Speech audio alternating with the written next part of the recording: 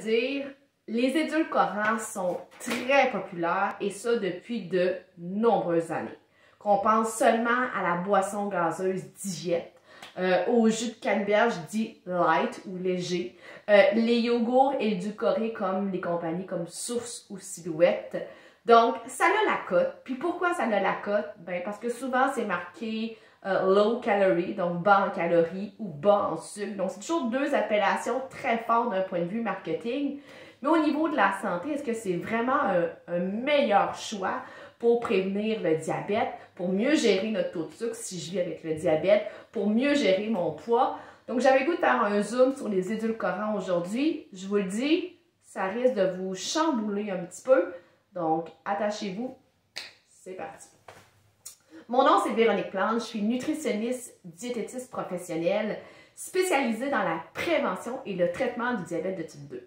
Moi, ma mission, c'est de te donner le pouvoir, de te faire réaliser à quel point les aliments ont un impact majeur dans ton quotidien et aussi à court, moyen et à long terme sur ta santé globale, tant physique que mentale. Donc, aujourd'hui, comme je le disais, on parle d'édulcorants. Première chose, on va essayer de savoir c'est quoi un édulcorant. Donc, il y a trois grandes familles d'édulcorants. Famille numéro 1 sont les édulcorants qu'on dit artificiels. Ces édulcorants-là, dans le fond, sont créés en laboratoire et les plus connus sont clairement l'aspartame qu'on retrouve dans les boissons gazeuses, mais il y a aussi le Splenda, que tu connais peut-être, ou le Succaryl. Donc, c'est des édulcorants qui vont venir sucrer un produit pour donner du plaisir alimentaire.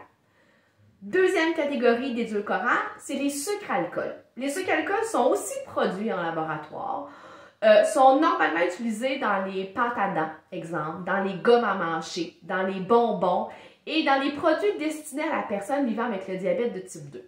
Donc, si tu as déjà acheté des bonbons pour personnes diabétiques, tu as sûrement remarqué sucre-alcool sur le devant de l'emballage et ces sucres-alcools-là sont super faciles à identifier. Ça finit toujours par le mot ol. Donc, exemple, le maltitol, le xylitol, le mannitol. Donc, ce sont des sucres-alcools qui font partie de la grande famille des édulcorants. Le troisième sous-produit des édulcorants sont les édulcorants qu'on dit naturels. Naturel ne veut pas nécessairement dire 100% sécuritaire, ça veut juste dire que ça vient d'une plante. Donc, ça n'a pas été produit en laboratoire. Les deux plus connus sont le stevia et le fruit des moines.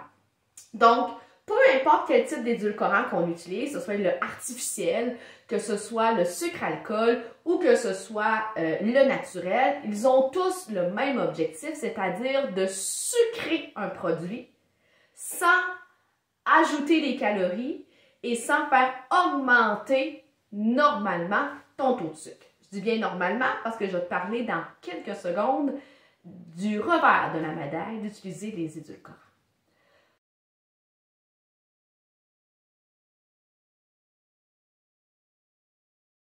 Donc, les inconvénients, malheureusement, selon la littérature scientifique actuelle, il y en a plus d'un et ils ne sont pas joyeux. Donc, c'est là qu'il faut que tu t'assoies vraiment bien dans ta chaise parce que ça se peut ce que j'arrive à te dire te choque un petit peu. Numéro 1, c'est que les édulcorants ont un pouvoir sucrant 200 fois plus élevé que le sucre blanc ou le sucre de canne. Donc, ça entretient la personne à avoir un goût sucré pour les aliments. Et clairement, comme nutritionniste, c'est pas ça que j'ai le goût de promouvoir. Déjà qu'on a naturellement une dent sucrée, le fait d'utiliser les édulcorants, ça vient juste mettre de l'huile sur le feu. Est-ce que ça améliore réellement nos habitudes alimentaires ou notre relation avec la nourriture? J'en doute. Deuxième inconvénient, c'est que les édulcorants viendraient biaiser nos signaux de faim. Le principe est assez simple à comprendre.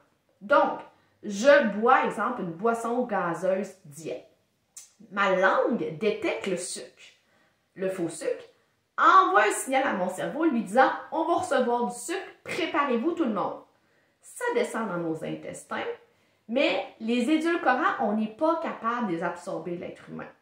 Donc, le cerveau s'attend à recevoir du sucre, nos cellules s'attendent à recevoir du sucre, puis finalement, on n'absorbe quasiment rien. Hein?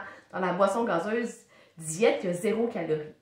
Donc, le cerveau s'attendait à avoir des calories, s'attendait à avoir du sucre, il ne se passe rien. Donc, le cerveau va renvoyer à nouveau un signal de faim qui va inciter une personne à manger plus.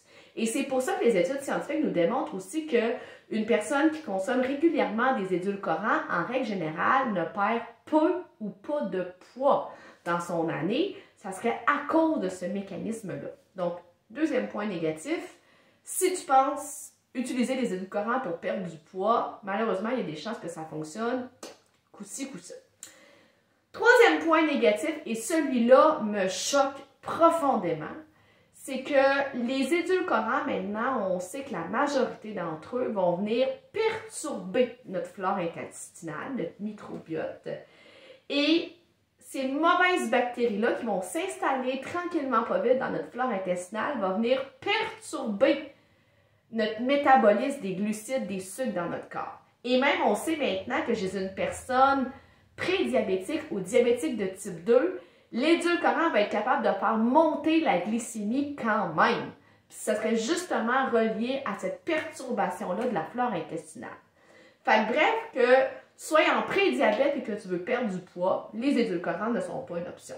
Si tu es déjà une personne qui vit avec le diabète, de prendre des édulcorants, c'est peut-être pas une meilleure option non plus avec la perturbation de la flore intestinale que ça peut apporter.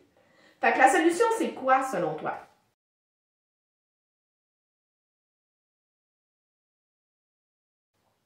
Bien, la solution, là, c'est d'utiliser du vrai sucre. Un, pour se contenter nos papilles gustatives, contenter notre cerveau, contenter notre faim réelle et moins perturber notre flore intestinale. Et quand je vais manger du faux sucre, je vais tenter d'en manger le moins de la fois possible. Parce que oui, une consommation trop grande de sucre blanc peut, et je dis bien peut, augmenter le risque de diabète de type 2 ou te nuire dans la gestion de ton diabète de type 2.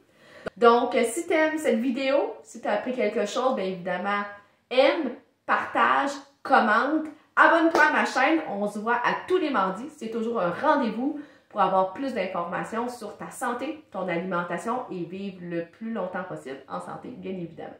Donc, je te souhaite une belle semaine. Bye bye tout le monde!